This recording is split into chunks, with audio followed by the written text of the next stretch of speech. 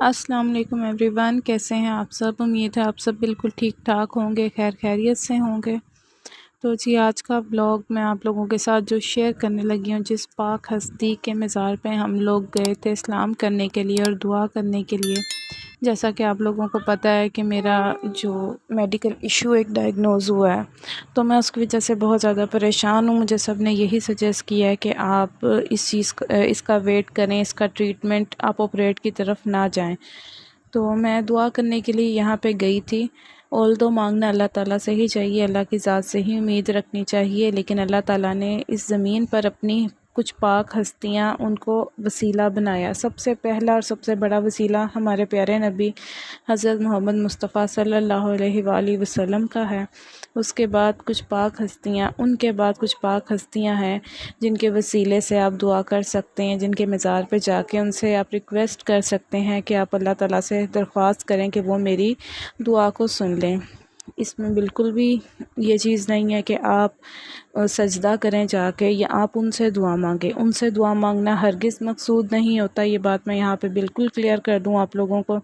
ان سے دعا نہیں مانگنی ہوتی، آپ نے ان سے ایک گزارش کرنی ہوتی ہے کہ وہ اللہ سے آپ کی ریکویسٹ کریں۔ یہ بالکل اسی طرح ہی ہے کہ جیسے آپ نے گورنمنٹ تک بات پہنچانی ہے، تو گورنمنٹ تک بات پہنچانے کے لیے آپ کی ڈائریکٹ رسائی نہیں ہے، آپ کو وزیروں مشیروں کی ہیلپ لینی پڑے گی۔ ان کو کہنا پڑے گا کہ بھی وہ آپ کی بات اگلے لیول تک، بڑے لیول تک پہنچا دیں۔ تو بعض اوقات انسان کو، ویسے تو اللہ تعالیٰ نے کہا ہے کہ جو مانگنا ہے مجھ سے مانگو، لیکن اللہ تعالیٰ نے وسیلے بھی بنائے ہیں اور وسیلے سے دعا کرنا جائز ہے۔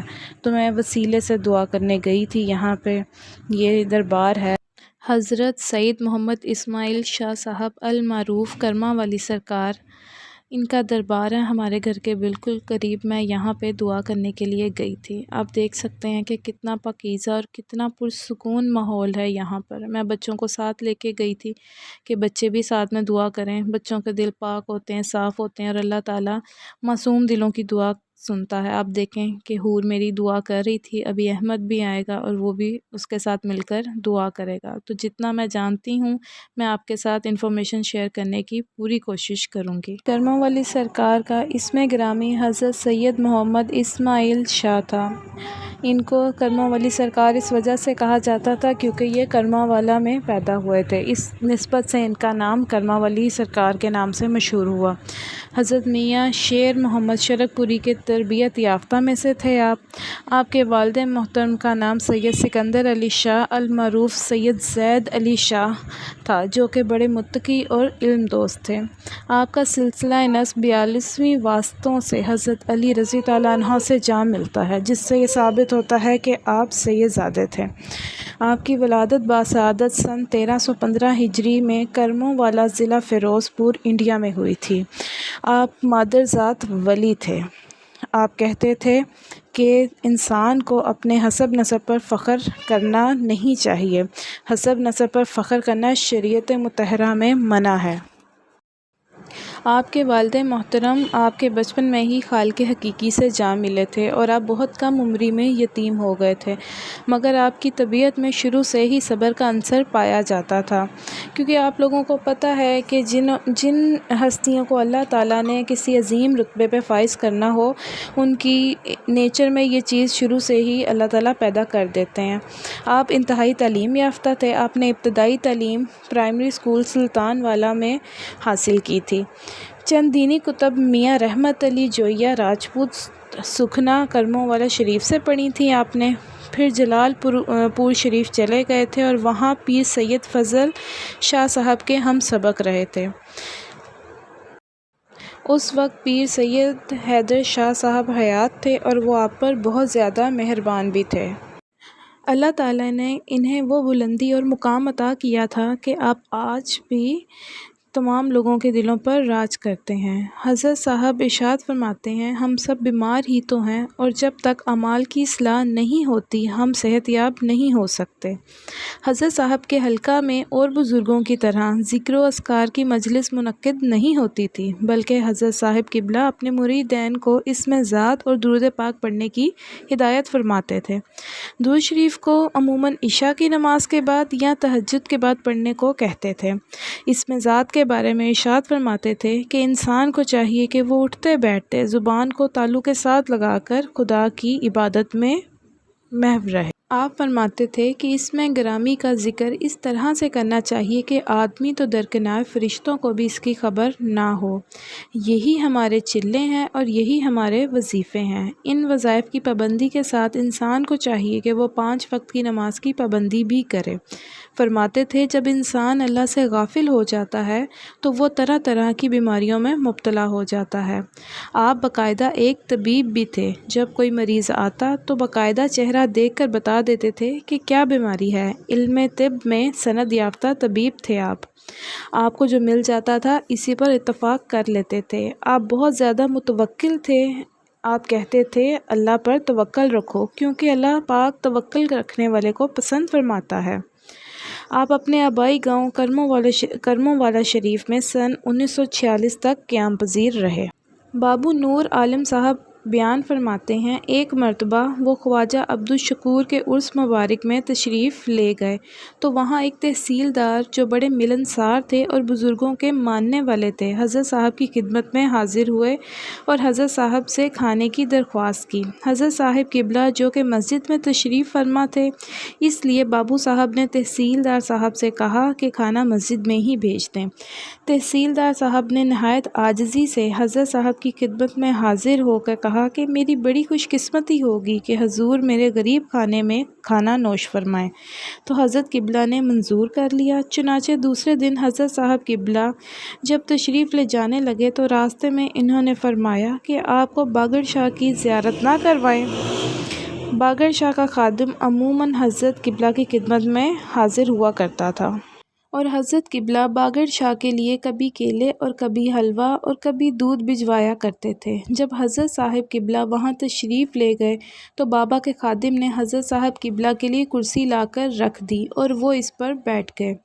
بابا ایک دکان پر چارپائی پر لیٹا ہوا تھا اور وہ بابا ہر وقت حقہ پیتا رہتا تھا اور اس وقت بھی بابا کسی آدمی کو حقہ لانے کو کہہ رہا تھا تو وہ آدمی حقہ بنانے لگا جس پر حضرت صاحب قبلہ نے اس آدمی سے فرمایا تم چھوڑ دو یہ بابو خود ہی حقہ بنا دے گا۔ چنانچہ بابو نور عالم صاحب نے حقہ تازہ کر کے بابا کے آگے رکھ دیا تو بابا نے حقہ کی مہک کو پکڑا اور حقہ منہ کے پاس لے جا کر بغیر کش لگائے سائڈ پر کر دیا اور ان سے کہا اٹھاؤ اسے یہاں سے دور کر دو۔ انہوں نے حقہ اٹھا کر دور رکھ دیا مگر پھر بابا نے فرمایا اس کو میری آنکھوں سے دور کر دو۔ چنانچہ انہوں نے حقہ اٹھا کر نظروں سے دور کر دیا۔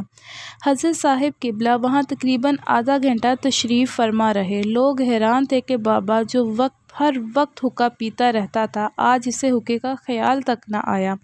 بابو صاحب نے ان سے کہا کہ جب تک حضرت صاحب یہاں تشریف فرما ہیں تو انہوں نے ادب کے سبب حقہ نہیں پیا۔ چنانچہ یہ آدھا گھنٹہ بیٹھ کر چلے گئے تو تھوڑی دور جا کر حضرت صاحب قبلہ رحمۃ اللہ علیہ نے فرمایا کہ یہ بابا وقت کا اویس ہے۔ حضرت کرمہ والی سرکار کے وصال سے متعلق آپ کو آگاہ کرتی چلوں کہ حضرت کرمہ والی سرکار تا دم آخرت سختی سے سنت رسول صلی اللہ علیہ وآلہ وسلم پر قائم رہے۔ بالآخر 27 رمضان المبارک 1385 ہجری بمطابق 20 جنوری سن 1986 بروز جمعرات 88 سال کی عمر میں اپنے خالق حقیقی سے جا ملے۔ حضرت صاحب کرمہ والا کا سالانہ عرس مبارک ہر سال بتاریخ 27-28 فروری آستانہ عالیہ حضرت کرمہ والی شریف اکاڑہ زیر نگرانی پیر سید شمشان علی شاہ بخاری منعقد ہوتا ہے اور ضلعی سطح پر تعطیل بھی ہوتی ہے۔ لوگ بہت دور سے ان کے عرس مبارک میں تشریف لاتے ہیں اور ضلعی سطح پر عرس کو منایا جاتا ہے۔ تو جی یہ تھی وہ معلومات جو میرے نالج میں تھی اور میں نے اس کو بھرپور طریقے سے آپ تک پہنچانے کی کوشش کی ہے۔ امید کرتی ہوں کہ آپ کو یہ انفارمیشن پسند آئی ہوگی اور اس میں کوئی کمی کوتاہی ہو گئی ہو تو اس کے لیے معذرت، لیکن میں نے اپنی طرف سے مکمل تحقیق کے ساتھ یہ انفارمیشن آپ کے ساتھ شیئر کی ہے۔ مزار پر جا کر ایک الگ ہی سکون محسوس ہوتا ہے۔ یقین کریں جب آپ وہاں پر بیٹھ کے اللہ کی بارگاہ میں اللہ سے مانگتے ہیں وسیلے کے ساتھ، تو ایسا لگتا ہے جیسے اللہ تعالیٰ آپ کی بات کو بہت قریب سے سن رہے ہیں۔ ہم عموماً کہا جاتا ہے کہ ہمارے ملک کے جو حالات جا رہے ہیں، یہ اولیاء جو ہیں ان کی وجہ سے ہی، انہی کی برکت ہی ہے جس کی وجہ سے یہ ملک باقی ہے، ورنہ جو کچھ یہاں پر ہو چکا ہے اور جو کچھ حکمران ہمارے کر رہے ہیں، جتنے وہ مخلص ہیں اس ملک کے ساتھ، یہ بھی آپ سب کو پتہ ہے، یہ ملک کب کا ختم ہو گیا ہو۔ چونکہ ہمارے ملک کا نام پاکستان اسلام کے نام پر رکھا گیا تھا اور اس کا مطلب لا الہ الا اللہ ہے، تو اللہ تعالیٰ نے اس کی ذمہ داری لے رکھی ہے کہ وہ اس کی حفاظت کریں گے۔ اللہ تعالیٰ ہمارے ملک کو قیامت تک قائم رکھے، آباد رکھے، اور ہم سب کو بھی نیکی کی ہدایت دے کہ ہم اپنے ملک کے ساتھ محبت کر سکیں اور اپنے ملک کے ساتھ سنسیئر ہو کے چل سکیں۔ حضرت کرما والا شریف میں ایک بہت بڑا لنگر خانہ ہے جہاں پر لوگ بہت دور سے کھانا کھانے کے لیے آتے ہیں۔ جس وقت ہم یہاں دربار پہ آئے تھے تو اس وقت لنگر کا اہتمام ہو رہا تھا۔ جو سامنے کی بلڈنگ ہے وہاں پر نیچے بیسمنٹ میں لنگر کا اہتمام کیا جا رہا تھا اور بہت بڑی تعداد میں لوگ یہاں پر لنگر نوش فرمانے کے لیے آئے تھے۔ ہم نے سلام کر لیا تھا، دعا بھی مانگ لی تھی، تو اب ہم بھی گھر کی طرف جا رہے تھے۔ آپ دیکھ سکتے ہیں کہ کتنا پرسکون ماحول ہے یہاں پر، صاف ستھرا، پاکیزہ، اور بہت ہی یقین کریں دل کو سکون پہنچنے کی جگہ ہے۔ انسان جب دنیا سے، ارد گرد کے ماحول سے بہت زیادہ تنگ آ جائے تو اس کو چاہیے کہ ضرور دربار پہ تشریف لے کے جایا کرے۔ آپ لوگ اس چیز کو پتہ نہیں کس طریقے سے لیتے ہیں، یہ میں نہیں جانتی، لیکن ہم لوگ بھی پہلے نہیں جاتے تھے۔ کچھ مصروفیت اس طرح کی تھی، جب میری شادی ہوئی میں نے یہ ساری چیزیں اس کے بعد آبزرو کی ہیں، لیکن یقین کریں ان میں بہت سکون ہے۔ اللہ تعالیٰ جس کو عزت دیتا ہے اس کا نام ہی باقی رکھتا ہے، یہ بات ہمیشہ یاد رکھا کریں۔ بعض لوگ کہتے ہیں ہم نہیں مانتے، یہ نہیں وہ نہیں، اس قسم کی باتیں نہیں کرنی چاہیے، یہ غلط ہوتا ہے۔ اللہ نے انہیں عزت دی ہے، وہ تو دنیا سے وصال کر گئے ہیں، اللہ نے عزت دی ہے تو اتنے لوگ ان کے مزار پہ آتے ہیں، ان کے وسیلے سے اللہ سے دعا کرتے ہیں۔ تو آپ لوگ بھی کوشش کیا کریں کہ اللہ کو منانے کے لیے، اگر آپ کو لگتا ہے کہ آپ کا خدا آپ سے ناراض، آپ کا رب آپ سے ناراض ہے، تو خدا کو منانے کے لیے ان وسیلوں سے آ کے دعا ضرور کیا کریں۔ اور میرے لیے بھی آپ سب نے بہت دعا کرنی ہے کہ اللہ تعالیٰ مجھے صحت تندرستی والی زندگی عطا کریں، اور صحت بہت بڑی نعمت ہے، اس کا اندازہ تبھی ہوتا ہے جب انسان بیمار ہوتا ہے۔ مجھے بھی پہلے ایسا ہی لگتا تھا، میں نے کبھی کنسیڈر ہی نہیں کیا تھا کہ صحت بھی کوئی چیز ہوتی ہے، لیکن اب مجھے محسوس ہوتا ہے کہ واقعی انسان کو اپنا خیال رکھنا چاہیے، اپنی صحت کا بہت خیال رکھنا چاہیے۔ تو سلام کرنے کے بعد اب ہم لوگ گھر کی طرف جانے لگے تھے۔ موسم بہت پیارا تھا، تو اتنی گرمی کی شدت نہیں تھی، اس لیے ہم نے سوچا تھا کہ ہم آج کے دن دربار ضرور جائیں۔ تو اب ہم گھر واپس جا رہے ہیں، بائک پر ہی ہم لوگ آئے تھے۔ آپ دیکھ سکتے ہیں یہ فرنٹ کا ویو باہر سے اس طرح سے دکھائی دیتا ہے۔ ارد گرد یہ اس طرف ریلوے اسٹیشن ہے، یہ مین جی ٹی روڈ ہے، اور یہاں پر جو ہے ارد گرد سارے گاؤں، کھیت اور سبزہ ہی ہے سارا۔ ٹھیک ہے، تو اسی کے ساتھ امید کرتی ہوں کہ آپ کو آج کا ولاگ پسند آیا ہوگا۔ اپنی قیمتی رائے سے ضرور آگاہ کیجیے گا، اپنا بہت زیادہ خیال رکھیے گا، دعاؤں میں یاد رکھیے گا۔ اگر آپ لوگوں نے چینل کو سبسکرائب نہیں کیا تو سبسکرائب کر دیں کائنڈلی، اور ویڈیو کو لائک ضرور کیا کریں، اور ویڈیو کائنڈلی اینڈ تک ضرور دیکھا کریں، اور ایک اچھا سا کمنٹ ضرور کیجیے کمنٹ سیکشن میں۔ اللہ حافظ۔